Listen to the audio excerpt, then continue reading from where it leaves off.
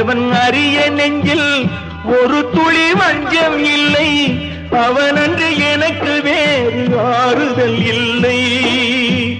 மனிதனம்மா மயங்குகிறேன், தவறுக்கு துணிந்த மனிதன் அழுவதில்லையே. தவறியும் வானம் மண்ணில் விழுவதில்லையே.